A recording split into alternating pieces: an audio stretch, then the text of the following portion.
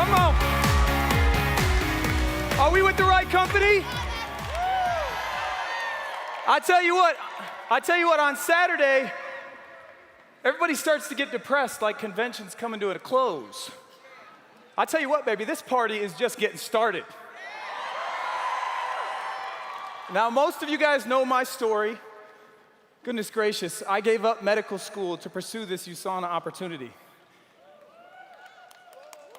I love health, it's my passion. And truthfully, I thought that USANA would be a better opportunity to help more people achieve optimal health, spreading the vision of Dr. Wentz, than choosing medicine. Did I make the right choice? Now, I don't need to convince you guys that USANA helps the physical body, right? We've heard from some amazing speakers. Dr. Libby, Dr. Oz, unbelievable, they're way smarter than me. I want to challenge you guys in a whole different area. I want you guys to look at your heart. I'm not talking about your physical heart. I'm talking about your soul. I'm talking about who you are. Each of us are in a business, right? We audit our businesses, don't we? We check to see if the numbers add up right. When's the last time you audited the state of your soul? When's the last time you audited your heart, your ideas, who you are, the way you treat people, the way you act? You can't compartmentalize your business. You can't compartmentalize your life. It's real easy at USANA convention to be enthusiastic and energetic. But who are you when you go home? That's who you are. Life's about interacting with people, inspiring people, challenging people. It's about influence. It's about impact. I've never heard anyone on their deathbed say, I wish I'd made more money. I've heard a lot of people say, I wish I'd had greater influence. I wish I'd helped more people. I wish I loved my wife more. I wish I'd spent more time with my kids. The guy next to me, I wish I'd cared. The amazing thing is when you're running a USANA business, this deathbed attitude is exactly what I look for.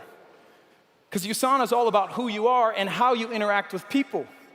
I don't need to convince you guys about the history of the company. The products are superior. The credibility is through the roof. Historically, USANA speaks for itself. But who are you? You're going to run a business? Who are you on Friday night at 10 o'clock? Different than you are right now?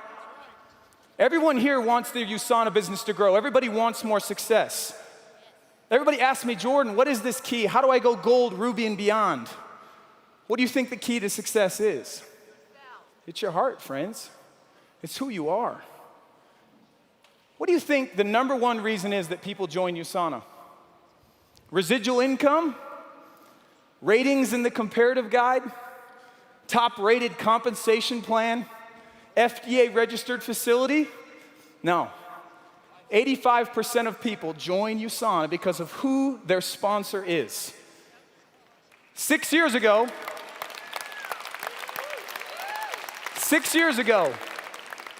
I sat down with Dr. Steve Hurschek because of the impact he'd had on my mom's life.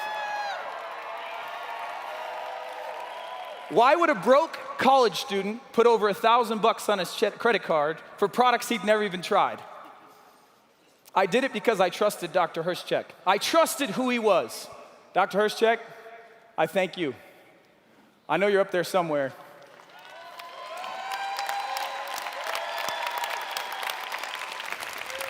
If you want more success, more than anything, we need to work on you. So you guys might not be ready, but I'm telling you right now, you're gonna get a workout from me today. I'm gonna challenge you right now. I'm gonna challenge you, and I'm praying that you get it. Because I'm telling you, it's your heart that's the most important piece of the puzzle. Not your looks, not your body fat, not your skin color, not your college education, not even how well you can articulate the USANA opportunity. I'm telling you right now, it's your heart. This is a business where you follow someone else. Would I want to follow you? Would the person next to you want to follow you? Do you see potential in others? Do you inspire? How are you at living your life? Are you living your life motivated to see how much money you can make? What kind of car you can drive? What your name badge says when you get to USANA convention? Or are you living your life to inspire people? People don't follow titles. They follow courage. I'm not saying that making money's bad, but it's bigger than that.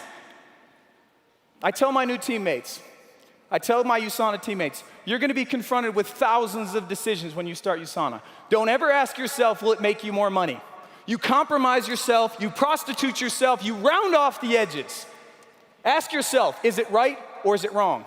If it's right, do it. If it's wrong, don't. There's a right way to treat people. There's a right way to act. There's a right way to live. I'm telling you, if we make enough right choices, my USANA team will go right to the top, we'll make millions, we won't even think about it. But it was never our goal. Our goal was to treat people right, to give them opportunity, to inspire. You know what the great thing is? You go to bed at night, you look in the mirror, you like what you see. You like what you see in the mirror because you like your heart and you love your motivation. It's never been about greed or glory. It's a bit about help and service. You want to see more success? Do you? You need to look at yourself first. Who you are is what you'll attract. And we say this is a business of duplication. Well, we need to attract the right people. Darren Hardy, he says you don't train leaders, you find leaders. Jim Collins in his book, Good to Great, he says it's about getting the right people on the bus. I know, having played college football, you want to win games, you got to have the right people on the bus. You want to see success on your USANA team, you need to have the right people on the bus. So who are the right people? Who do I want to associate with? Who do I want in my organization? Who am I going to win a Super Bowl with? What's my championship team look like?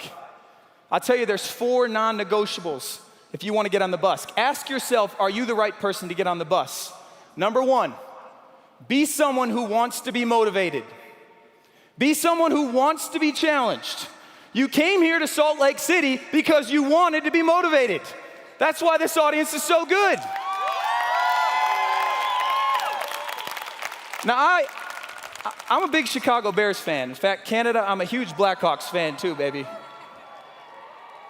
Mike Ditka was the coach in the 80s. In 1988, he became the fastest coach to win 100 games. In an interview, he was asked what he did so differently from all the other NFL coaches. His response impacted me. He said, I don't even think I do anything different. In fact, I don't think I do anything that special, but I get rid of anyone who doesn't want to be motivated. I surround myself with players that want to be motivated, who want to be challenged, who want to be confronted. And when somebody looks them in the eye and says, you can do better, they don't pout. They don't feel sorry for themselves and say, coach doesn't like me. Are you someone who wants to be motivated? I'm telling you, there's not a speaker, a mentor, or a teacher that can make a difference in your lives unless you want us to. Do you want to be motivated? When someone looks you in the eye and says, you can do better, that's not good enough, do you hang your head and pout and feel sorry for yourself? Or do you say, thank you, I will get better? Those are the people that I'd sponsor. I'm gonna sponsor somebody who says, tell me something I can do better. The person, when they get their English test back, there's red markings on it. It says it's a B paper. Doesn't look at their teacher, call mommy and say the teacher doesn't like me. These helicopter parents now, they swoop in, try to smooth everything out. I want the parents to say, you know what? Thank you for confronting my child. Thank you for loving them enough, and then takes their child home and says, be someone that's motivated by that B. I cannot make a difference in your lives. Dr. Oz, Darren Hardy, no one can make a difference in your life unless you want us to. Just isn't gonna happen. Be someone that wants to be motivated. Number 2, be selfless, humble, service-oriented.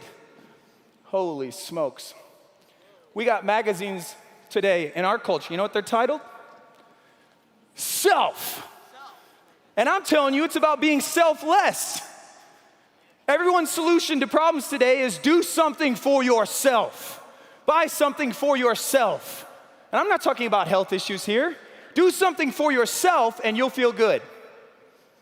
You know what attitude I pray for every day? Serve others. Serve others.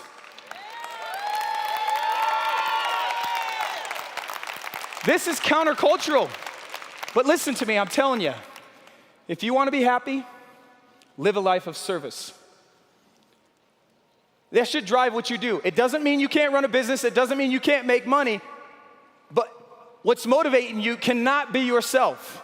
It's got to be the people in front of you. As you share the products, it can't be about building my business. It's got to be about helping the people in front of you. And people will see it, they'll know it. In college, during our spring breaks, the football team, Wheaton College, we'd go overseas on mission trips. Most colleges, what do you do on spring break? Cancun, Destin, Florida, South Padre Island, you go somewhere exotic. You serve yourselves for 9 days. You know it and I know it, most will serve themselves for 9 days. Football players will go in groups of 2 or 3, they'll seek pleasure, they'll serve themselves, they'll indulge and try to make themselves happy for 9 days.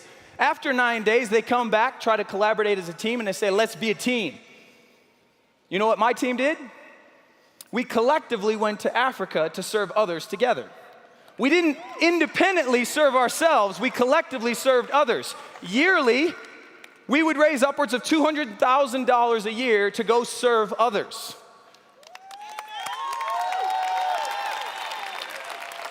Hold a little baby. Hold a little baby that's got AIDS. She's got no mommy, no daddy. She's never smiled her entire life because no one's ever loved her. She's gonna die in 6 months anyways. And your job is to hold her so she doesn't cry.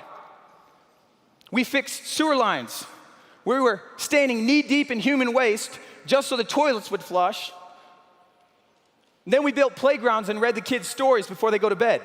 We did this collectively as a team, and then we come back to the States and said, let's be a team. Which team do you think's tighter? One that serves themselves independently, or one team that serves others together? If you want your team to be more successful, have a service day. You want your family to be tighter? Serve someone together. The world says go serve yourself. I don't know, I'm just an idiot. Some people think I'm just a vitamin guy that couldn't get into medical school. Personal fulfillment never comes through self-gratification. Never. Number 3, stay with me. Discipline. You gotta be willing to sacrifice with no immediate return. This business is built on that principle. In college, coach would yell at us, work, work, work, work, work. And what do we get in return? Nothing.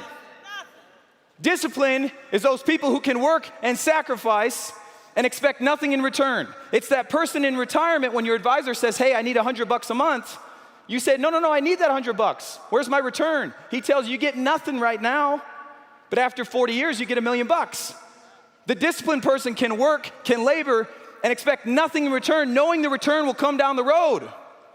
This is imperative for USANA. This is why developing relationships with people that you want to help by promoting USANA. They got to know you care. They got to know it's about them. And they can't smell that you're trying to make $1 because it shouldn't matter. All that you guys have learned this week here at convention, it should motivate you. It should drive you. Care about people, you can change their health. Every day you should passionately be sharing this information that you've learned. Don't hold it back. And you know what? You're gonna go home, you're gonna talk to people, and they're gonna say no. In fact, your first 10 meetings, they might all say no. So what? Schedule number 11 and do it again. Keep going. Number 4, last one, be enthusiastic. Oh man.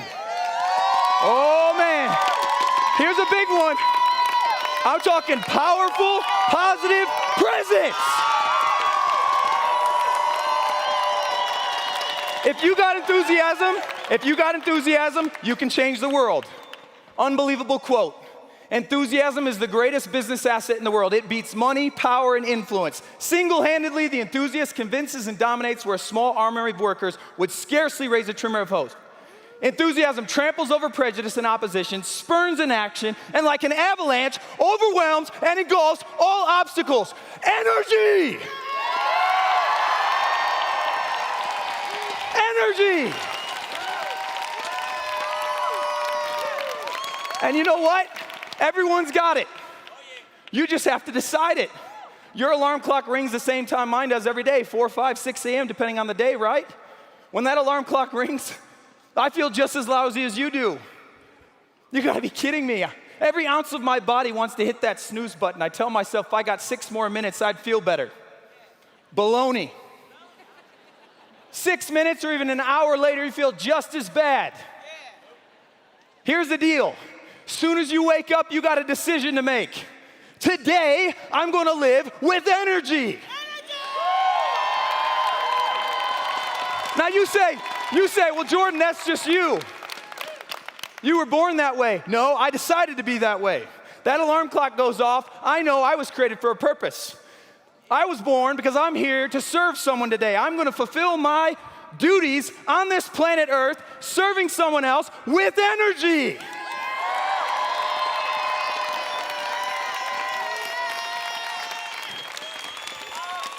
There's a different standard, friends, if you want to be great. There's a different standard if you want to be a person of influence. There's a different standard if you want to be a hero. And our world is begging for heroes. My dare to you, as I dare every one of you, is to stand up and be one. Who will stand?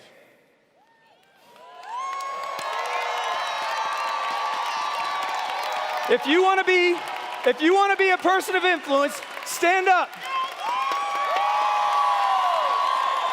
If you want to be a person of influence, say yes.